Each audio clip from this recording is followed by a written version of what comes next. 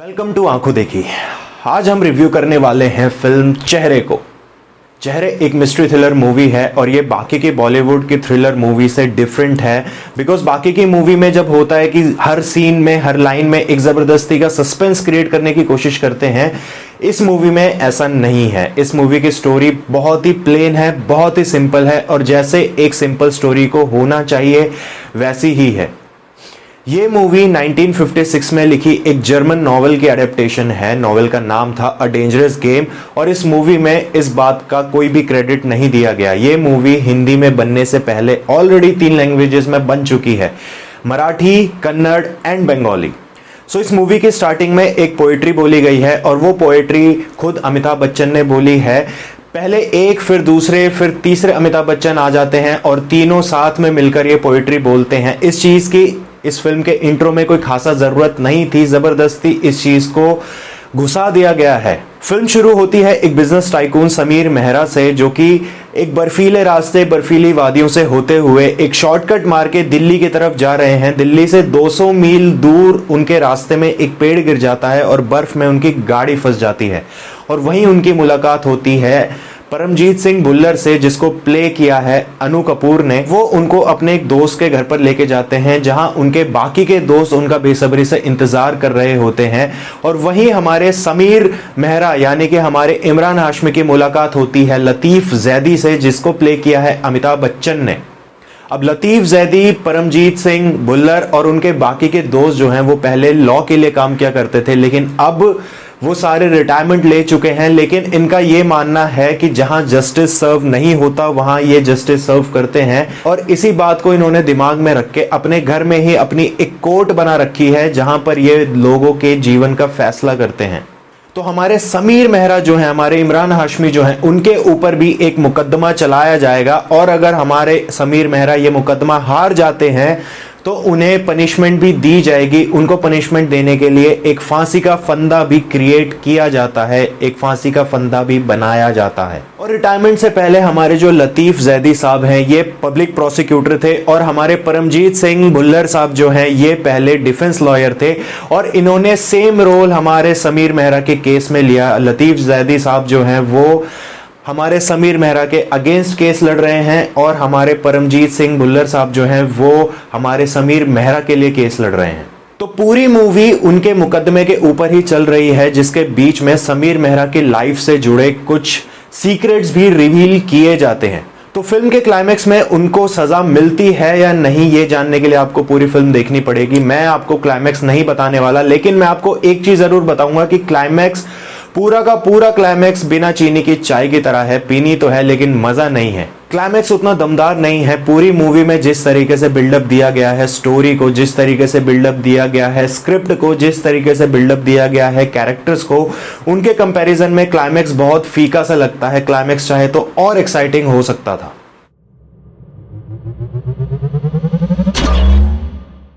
ये मूवी कुछ limited characters के साथ स्टार्ट होती है और उन्हीं के साथ ये फिल्म खत्म हो जाती है।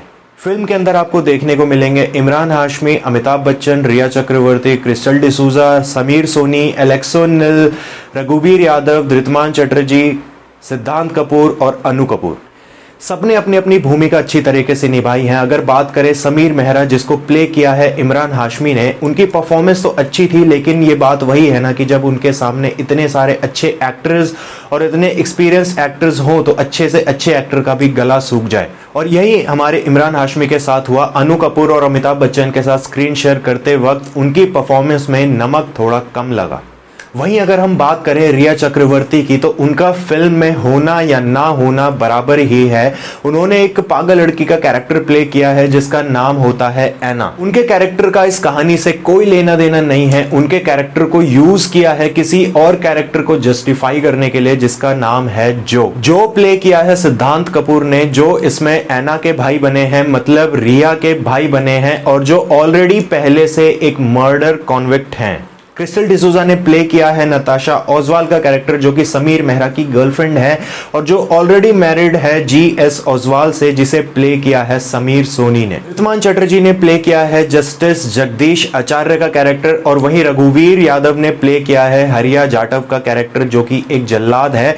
मतलब समीर मेहरा को जान से मार देने की पूरी प्लानिंग कर रखी है। डिसूजा मतलब नताशा ओसवाल के कैरेक्टर के लिए पहले कीर्ति खरबंदा को कास्ट किया गया था, लेकिन मेकर से कुछ अनबन की वजह से उनको रिप्लेस कर दिया गया और फिर बाद में मोनी रॉय और अंकिता लोखंडे ने भी इस फिल्म को करने से मना कर दिया गया। फिर जाके कहीं क्रिस्टल डिसूजा को इस कैरेक्टर के लिए कास्ट किया गया।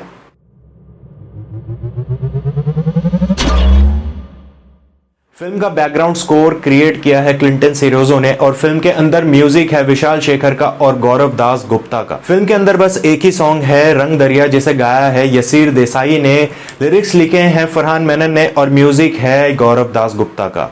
फिल्म का म्यूजिक कुछ भी खास नहीं है, जैसे एक ऑर्डिनरी सस्पेंसफुल थ्रिलर में एक बैकग्राउंड स्कोर होता है, सेम उसी तरीके का बैकग्राउंड स्कोर आपको इस मूवी में भी सुनने को मिल सकता है। जो गाना है रंग दरिया वो भी एक Bollywood romantic song, typical romantic song से कुछ डिफरेंट नहीं है।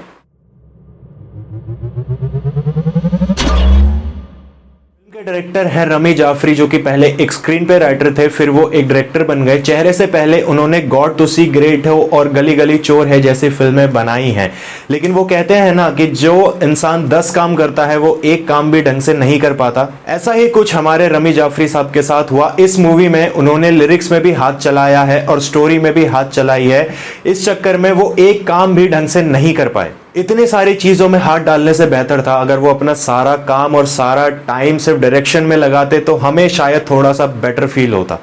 इस मूवी की जितनी दमदार स्टोरी है उतनी दमदार डायरेक्शन नहीं है। इस मूवी की डायरेक्शन बिरयानी में पड़ी इलायची की तरह है, जरा सी इलायची मुंह में आई और मुंह का सारा टेस्ट खराब। स्टोरी के हिसाब से जितना सस्पेंस एक सीन को चाहिए होता है उसका कोई हिसाब किताब नहीं है मूवी में। कुछ सीन्स में हद बिल्डअप दे रखा है, हद सस्पेंस मचा रखा है, तो कहीं सस्पेंस रत्ती भर भी नहीं दिया। और ये मूवी देखते वक्त आपको कहीं कहीं ये भी फील होगा कि जिस सीन की यहाँ जरूरत नहीं थी वो सीन भी जबरदस्ती इस मूवी में घुसाया गया है।